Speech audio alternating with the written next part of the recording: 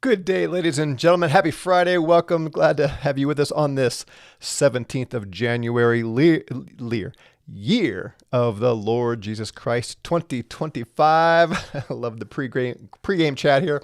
Darren says, is peak Christianity using AI to search the Septuagint for a certain Greek word? I'm telling you, what a tool we have there. Well, we're going to talk more about technology and elephants and all kinds of things here in a bit. As far as how we make the most of this year, it's middle of January. Did you make New Year's resolutions? Personally, I'm not a fan of resolutions per se. I think it diminishes the word because most people are not actually resolved to do everything they say they're going to do. However, there is something about January, a new year, that, at least for me, causes me to reflect on previous year and look ahead and say, okay, how do I want to spend my time? What do I want to accomplish, Lord willing, in 2025? So I do that every year and usually review that, maybe quarterly, sometimes monthly, that kind of thing. How about you? Can you look back at 2024 and see things that you accomplished, goals that you set that you achieved, things that you did to be useful to others, things that were productive, we're to rule and subdue this earth. Did you do that in 2024? Did you have any ambitions to do that? And did you accomplish those things?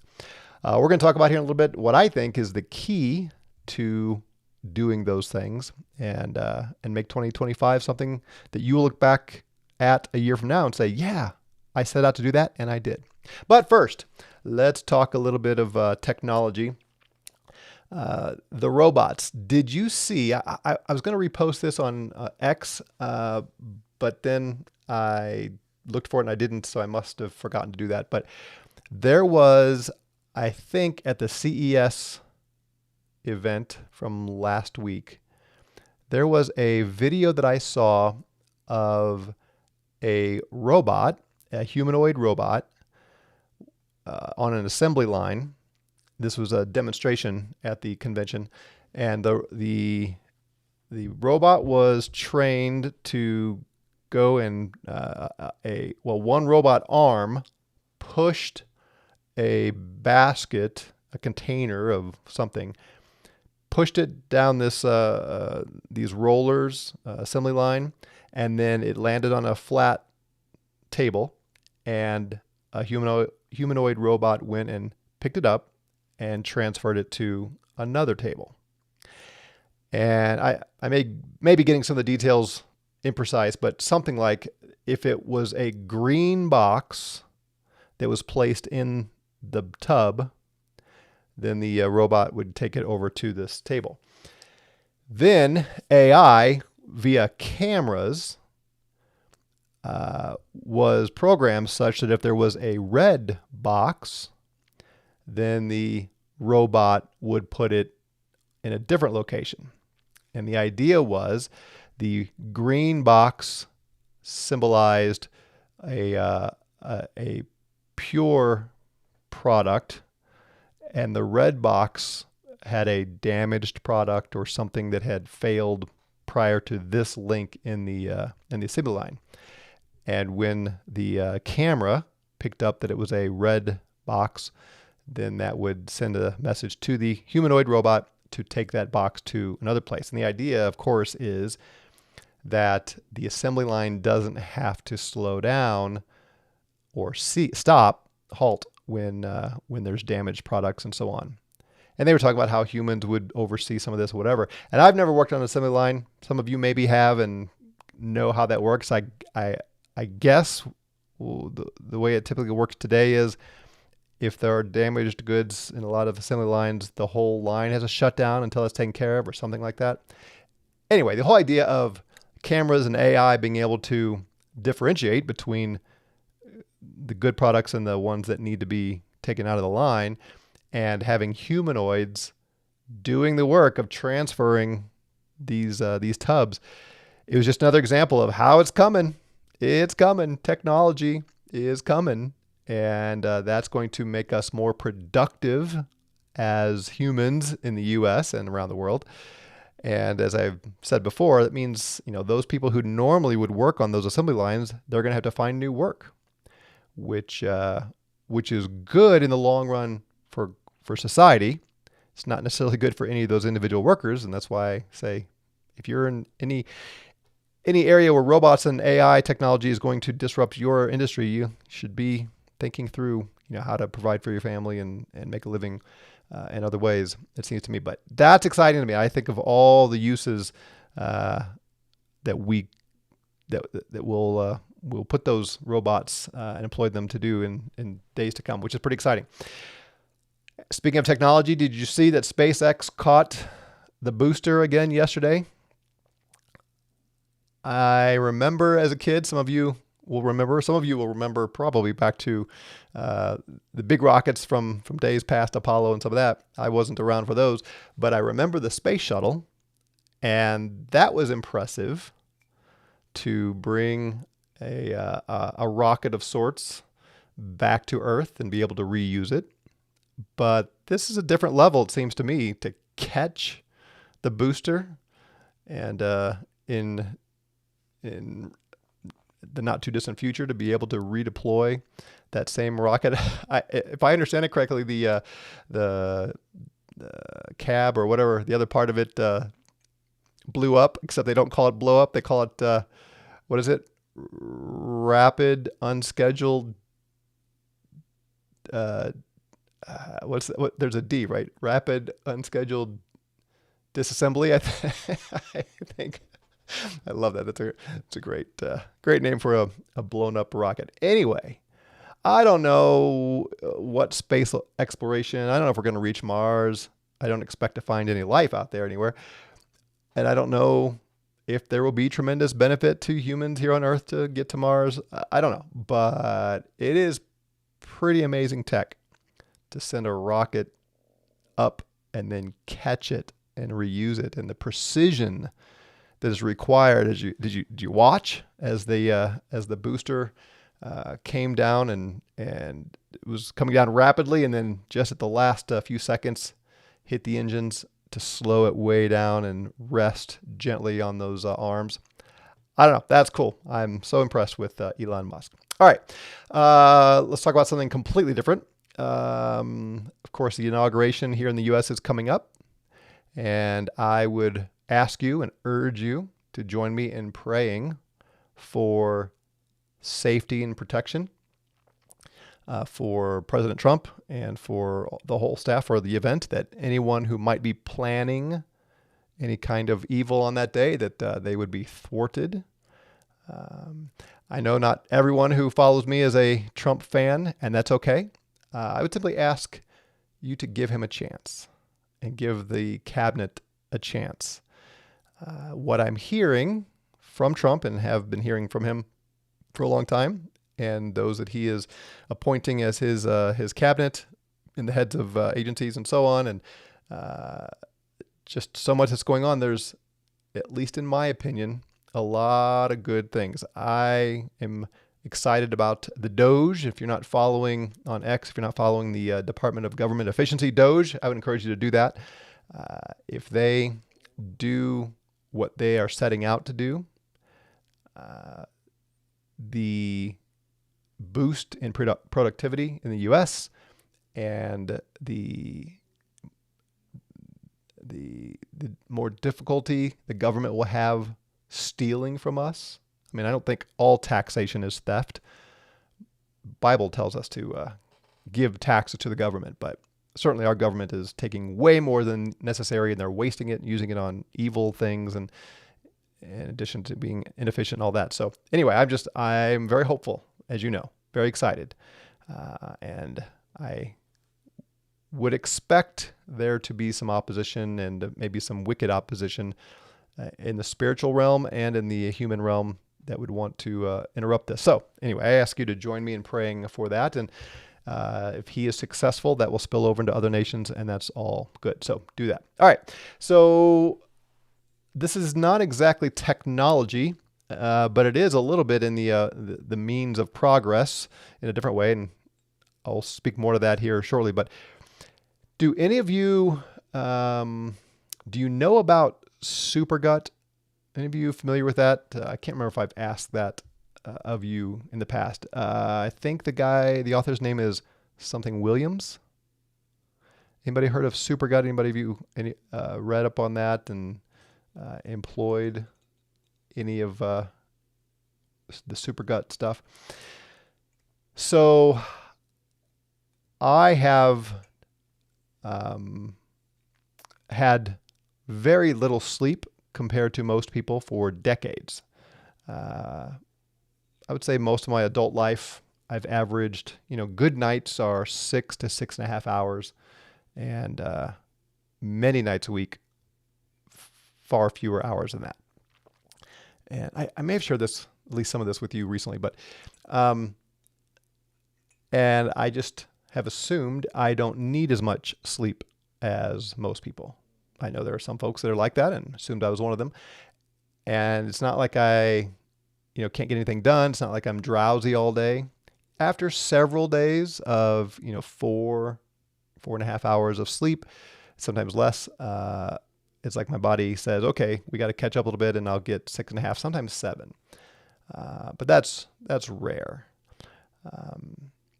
And I've also had some inflammation, some pains in my left-hand thumb and lower back, and I've talked about some of working through the back stuff with chiropractic and strength training and stretching and dead hang, some of those things, which all have proven to be effective.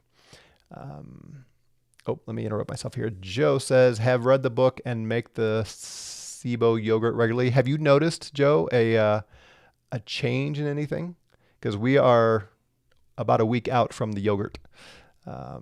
Anyway, so I'd be curious to know what your experience has been with it. And how long ago did you start using the yogurt? If you're using it regularly, I assume that you are deriving some benefit from it. So anyway, where was I? I've talked about some of the back stuff, whatever. But, and I know I've shared last year, as a family, we really dug into health and nutrition, and we changed our eating habits. We have eliminated almost all seed oils. And I think I told you I've gone, 90% carnivore since last June or July, somewhere in there. And we are, very minimal grains, usually just for Lord's Supper on Sundays, actually. Low carbohydrate for pretty much our whole family. Obviously, it's carnivore. I'm very low carbohydrate. So anyway, we've dug into this, and we've really embraced the impact of nutrition. And I'll tell you, my pains are greatly reduced. My thumb pain is very low now, and my back pain is even lower than it was when I found healing, so to speak, found cures with those other ways. So I'm a big believer in the negative aspects of inflammation, which is largely driven by our food. And I've been persuaded that our body needs animal protein and red meat and all of that. And I'm not a doctor, so don't take my advice. I'm just telling you, I've been persuaded that the indications of cholesterol and high cholesterol being a problem, and that high fatty foods are bad for us, and salt is bad for us, and dairy is bad for all that. I think I just don't trust the medical establishment in general on nutrition, and I'm pursuing a different course, which is lots of meat, high fat, low carb, that kind of thing. So my daughter, after we read some of these books and watched videos and so on, she then pursued the supergut. And this guy's theory, if I understand it, and Joe, if you have any input that's different from what I'm rehearsing here, I haven't read the book, so I'm trusting my daughter to do this. Anyway, the theory is we have lots of good bacteria in our system when we are born, and most of us, at least my age, were given antibiotics. The first time we had an ear infection or something like that when we were kids, and those antibiotics kill all the bacteria, including the good bacteria. And that we cannot replace that bacteria naturally, at least not easily. And we need that good bacteria for digestion and all kinds of things, and that there are long-term ramifications for our whole lives because that good bacteria is missing. So this guy has created a way to replace that good bacteria, and it starts with eating a very restrictive diet for a week and basically kind of giving your gut the opportunity to heal, and then you prepare for the input of good bacteria, and then you actually give yourself the good bacteria, and then the yogurt, the fermented foods, all that. And you can, my daughter just said we're about to introduce, I think she said hundreds of billions of little microbes into our bodies here pretty soon, the good bacteria, and then you feed it, maintain it, and so on. And its impact is this guy says that most of our food allergies can be cured. I think, don't quote me on this, I haven't read the book, but as I'm remembering what my daughter said, that because we have the good bacteria and we starve the bad bacteria, so there's little of it there, we won't be allergic to foods anymore. I have a very bad reaction to onions. I didn't used to when I was a kid and newly married. I didn't have a bad reaction to onions, neither did my wife. And now if we eat onions, we both have an unpleasant evening. And it would make sense anecdotally that years, decades of eating junk food, bad food, eating poorly, that our gut health was in such a state that we had a reaction to onions.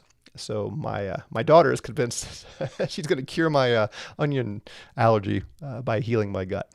So we've been at this for almost 2 weeks now, but I'll tell you this much. I haven't eaten onions, and I don't know what the long-term impact is going to be.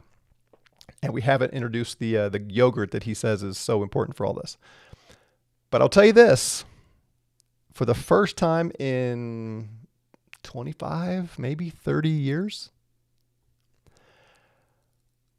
Oh, I forgot one piece. It includes taking a lot of supplements. I'll tell you about that more in just a second. But for the first time in 25 plus years, I have slept between 6.5 and 7 hours 12 of the last 14 nights, I believe.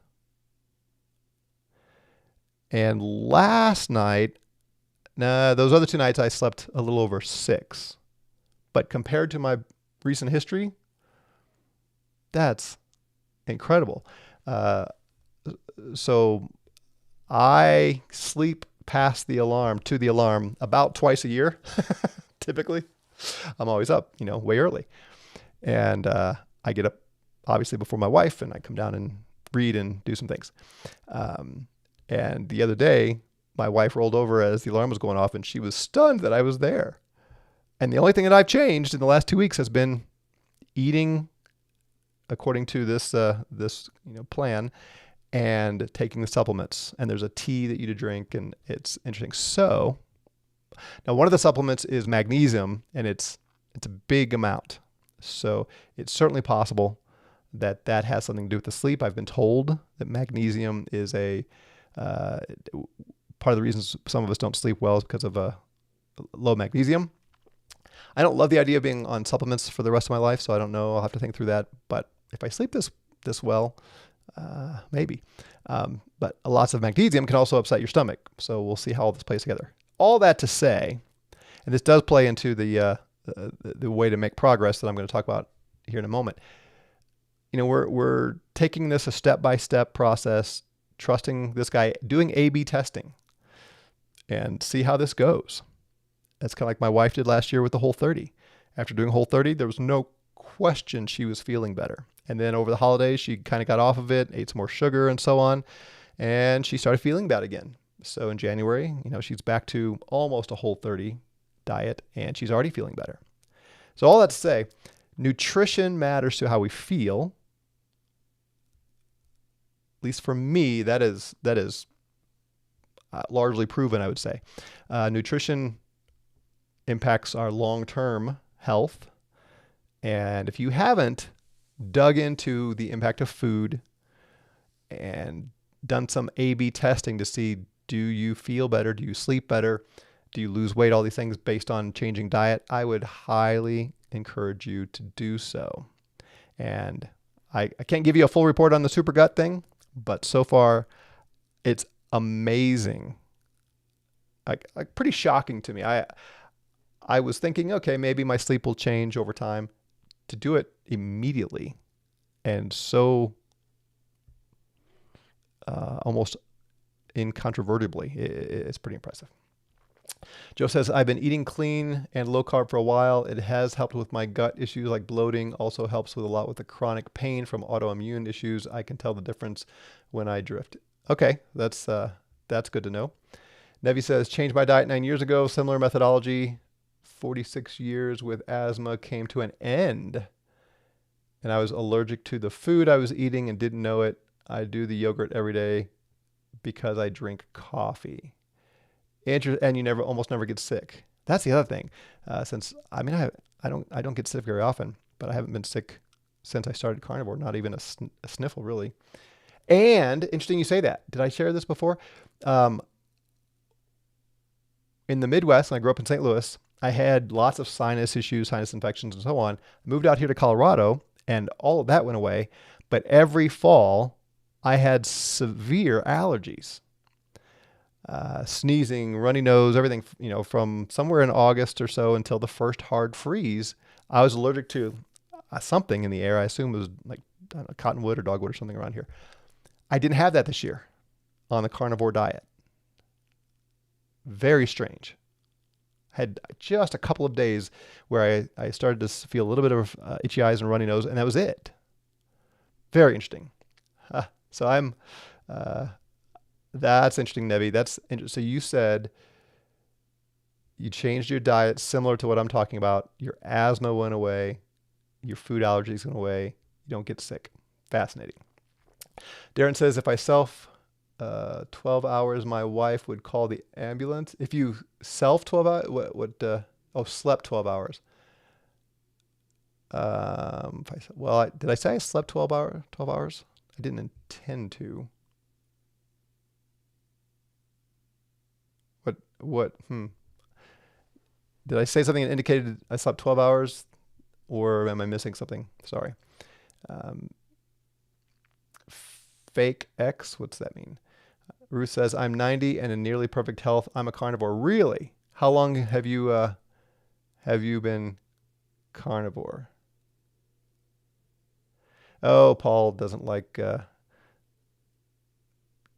my comments about SpaceX. All right, fine. You're not contributing anything to the conversation. So, yeah, Ruth, how long have you been carnivore? I would be very curious to hear that. You're in pretty good health at 90, it sounds like. Oh, you say it perfectly. That's great. All right, so if you haven't explored nutrition, I said 12 to 14 days. Yeah, I'm missing something there. I must have misspoken. Yeah, I haven't slept 12 hours. I don't maybe ever in my memory. Maybe when, of course, when I was a baby, right, a kid.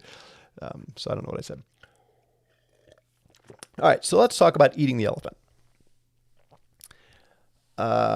Dale says, in my second week transitioning to keto and eventually carnivore and metabolic therapy. So you're in your second week.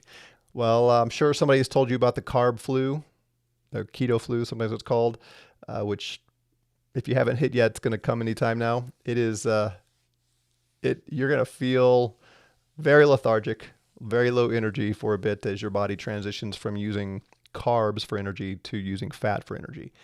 Once you get past that, things are great, but it's a slog. It's hard to get past that. That is one of the reasons actually that keeps me from really ever cheating much and getting a lot of carbs over an extended period of time, because I don't want to ever do that again. It's a rough patch.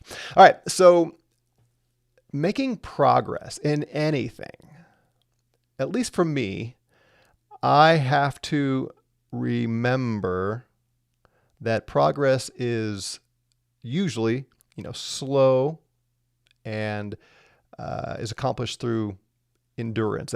You all heard the, how do you eat an elephant? One bite at a time idea. And that's what I'm getting at here is when you set your goal, so whatever you're going to accomplish this year, and I think you should, no matter what your age is, what else is going on, set some goals for this year. Maybe it's health. You can't become healthy tomorrow, today. You can't just do it in a day. You can't lose weight in a day. You can't build more muscle in one day. You can't do all these things in one day, but you can, plodding along slowly, sticking to the plan, and then you look back and you say, whoa, look how far I've come. It's walking, it's climbing a mountain. We have out here this thing called the incline. There's a very steep former cog railway track kind of thing that they've made where you hike up it, and it's intense. I mean, for any of you coming from sea level and you get out here and start climbing this incline, most of you will get 30 steps up and need to take a break and think, oh no, I don't think I can make it to the top, because you're lacking oxygen and so on here in the altitude. Well, how do you make it up to the top? Or climbing Pikes Peak like we did a couple years ago. You just go one step at a time, right? And it's cliche, but that's how you move forward, is one step at a time. And for me, at least, having that mindset and determining to accomplish the mission and recognizing on the front end, it's going to take one step at a time.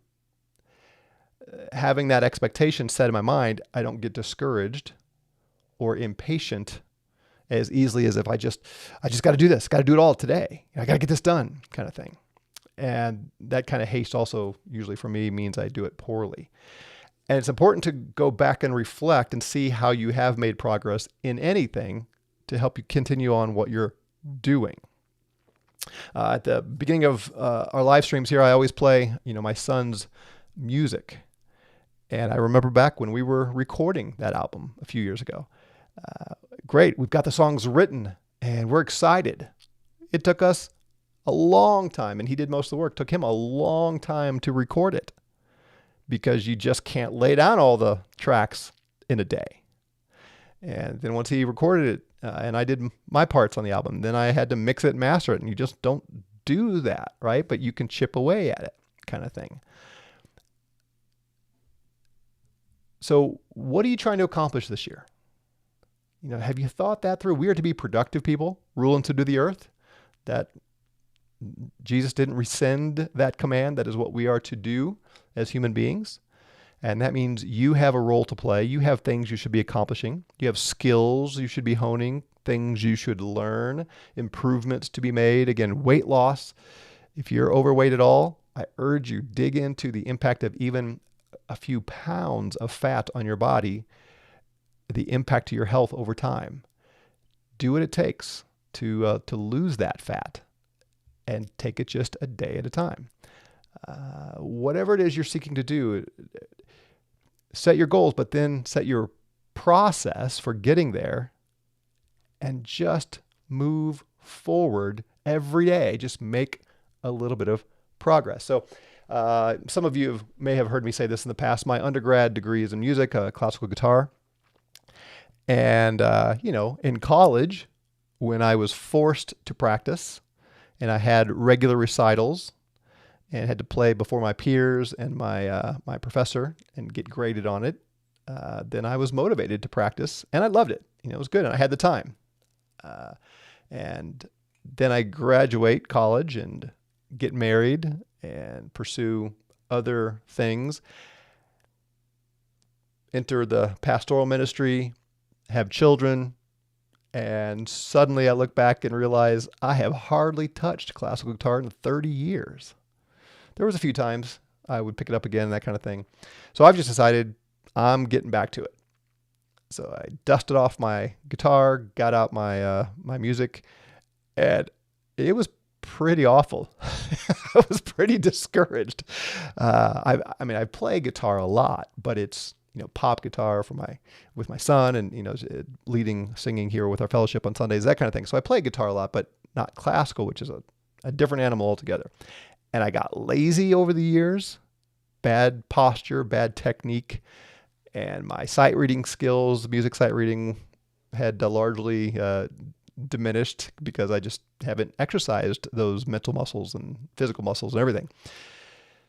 So I had to go back to the very first fingering exercises for both hands, my right hand, the plucking, and my left hand scales and things. Go back to the very first exercises and set a metronome very slowly. By the way, if you decide you're going to learn a musical instrument, after having played for most of my life and having had hundreds of students in my life, practicing slowly with a metronome is crucial to getting better faster. So you'll get faster if you practice slower with metronome. Anyway, I had to go back to the basics, to square one.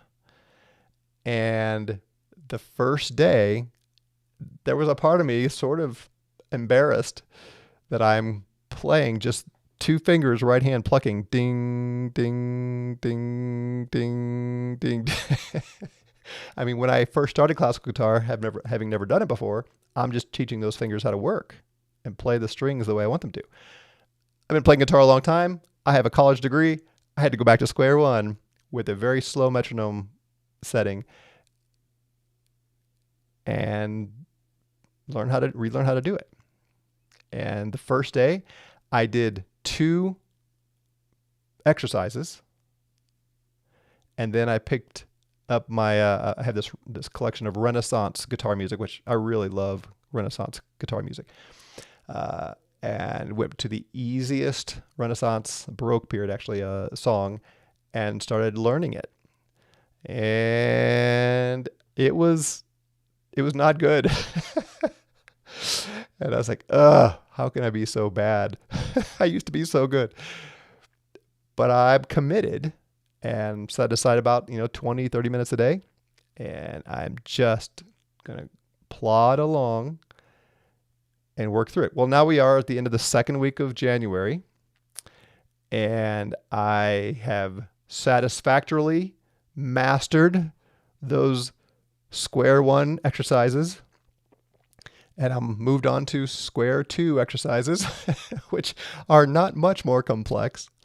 And for the first time, Wednesday, I was able to play this simplest of Baroque pieces up to tempo with only a couple of mistakes. And that's when I stopped playing and started thinking too carefully about something about it and messed up.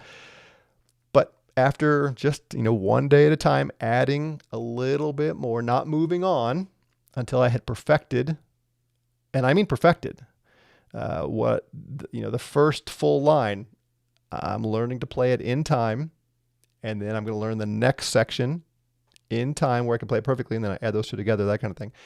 And until I could do that, I didn't move on, but just slowly, little by little. And because of my college days, obviously it's coming way quicker than it did when I was in college. The point is, I could now play for you this song pretty well after 2 weeks of slow, daily plodding along. So I've learned the piece, and today I will start on the next piece while continuing to perfect the first one. At this rate, I'll get into more complex pieces that I won't be able to play in a week, but I will have a catalog of songs by the end of the year that I can perform well and enjoy playing because I'm just going a step at a time. I have recently decided to start recording some of my own music. We finished my son's album, and I don't know how quick. I told you we're going to get his next album out, but he's got a job and a wife, a business he owns and running, and he's got a wife and lots of things going on. So I don't know how soon that's going to happen. But I've decided I've got lots of songs, one of them that I wrote and recorded years ago, that now that we have better equipment, I'm going to redo the whole thing. And one of these days I'll release it and y'all can listen to it. And I took hours on Saturdays for several weeks just to get the drums programmed in, played in. And then I did the bass guitar last week, and I'm just slowly going to chip away at all the others until I have the song done, and then I'll mix it. And eventually, I don't know if it's going to be days or weeks or months or years, but eventually I'm going to have that song recorded and I'm going to release it. Whatever you're doing, weight loss, strength training, learning a new skill, reading a book, you don't have to read the whole book this week. Set out to read for 15 minutes a day or read a chapter today or whatever, and just slowly start chipping away at those things. And then take time to look back and say, hey, it's the end of January. It's the end of a quarter. This is what I've accomplished. Great. That motivates you to move on. It's kind of, I don't feel the need to spiritualize this, to give some biblical rationale, but it's just a fact that when you look at the things we've been looking at in Revelation and what the Lord unfolding his plan from the very beginning to get to the resurrection of Jesus and then taking over the nations, the Lord just slowly plodded along, moving along through history with various events to get to the place that we are now. It's what the Lord does. And I think that's why we mimic that. Does that make sense? Is it helpful? Do you see that? All right, let me see some of your comments here. Darren says, yes, keto flu is weird, isn't it? Jim says, Doug, I was a classical guitar major also. I know what you're talking about. Hey, that's cool. That's really good. Who was your professor? My professor was Alan Rosenketter at Washington University in St. Louis. He was a student of Oscar Giglia, who was a student of Segovia. So I always like to think that I'm only a couple steps removed from Segovia himself. And he says, I'm doing that with Greek now. Excellent. I took Greek over 20 years ago, and I have gotten lazy using the tools, not really declining or parsing, so I'm going back through. That's fantastic. And in a year or so, maybe 2 years, and I know that sounds like a long time, but it's not really. In a year or two, maybe sooner, you are going to be so thankful that you've devoted this time. And it's going to be beneficial in your study of the scripture. That's fantastic. You've got, like me in classical guitar, you've got a significant leg up because you did take Greek. But man, you lose all of it, right? But you can regain it so much quicker than the first time around or somebody who was just starting out today. That's fantastic, man. Keep going. Keep going. You will not regret it. And again, set your, commit to doing it this much a day or a week, and then don't push it. Don't rush it. Don't feel like, I'm just going to keep going when you have other things to be doing. But if you're consistent with that dedication to that incremental increase over time, you will get there. And to look back and say, okay, this is what I accomplished last quarter. That'll motivate you. Fantastic. Fantastic. Yeah, Jim, I remember those. And Pujol. Did you ever do the Pujol exercises? Very, very good. Kathy says, so you may begin opening classes playing guitar for us. Should we do strings on Saturday or something and do some guitar? That'd be fun. Dean says, my wife and I started back with the Myers cocktail ever since the grandkids moved in. We haven't been well. Who thought putting in a closed room all day, sending them home, bad idea. What am I missing there? The Myers cocktail. Is that sorry, I don't know what that is. So fill us in what that is. Other thoughts? Do you experience this in your own life?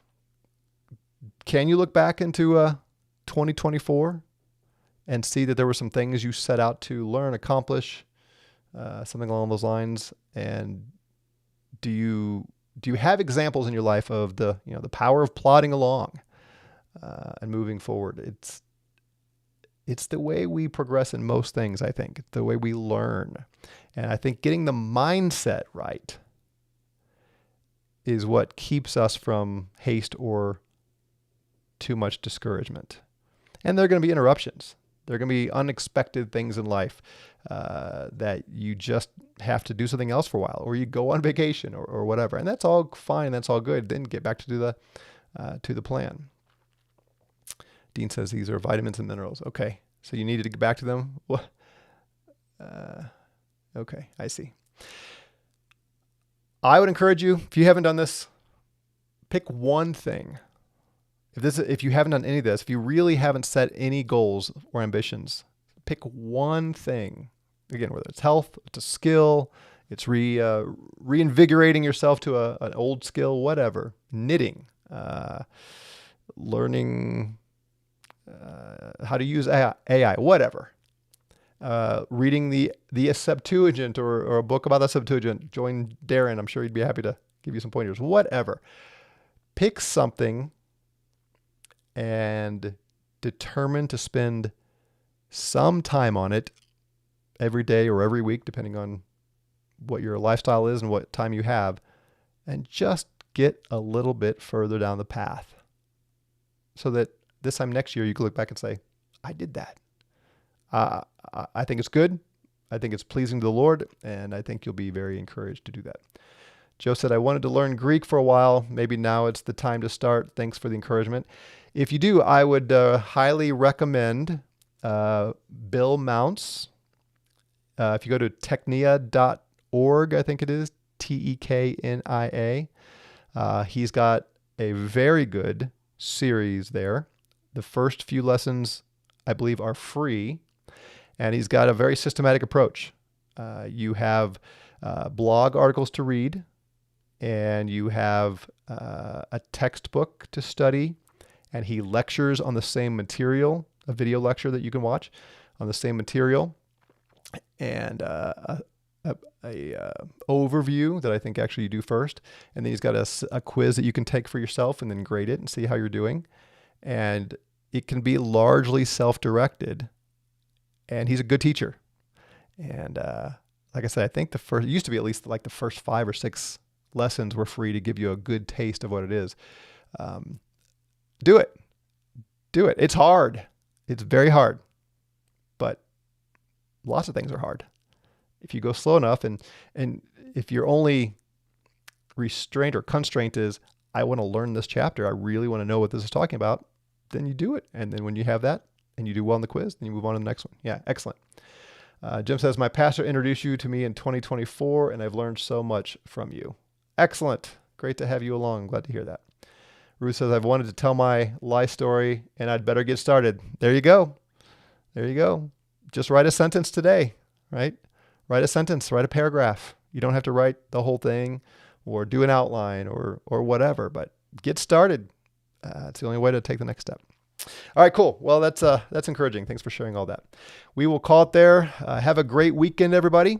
And we will see you Monday for the next letter to the 7 churches and our study of Revelation. It'll be fun. Have a great one. Grace and peace to you all.